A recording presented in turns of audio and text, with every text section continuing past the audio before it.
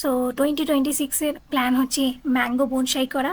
আগের বার mango plant করেছিলাম, কিন্তু সেটা ভালো করে বাঁচেনি এবং লট অফ ইনফেকশন হয়ে যায় এবং তাকে ফেলে দিতে হয়। এবারে প্ল্যান আছে যে ম্যাঙ্গো বনসাই করব।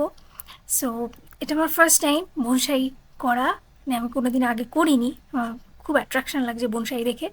সো প্ল্যান আছে যে বনসাই শুরু করব, অ্যান্ড এটা ম্যাঙ্গো প্ল্যান্টটাকেই প্রথমে আগে বনসাই করব।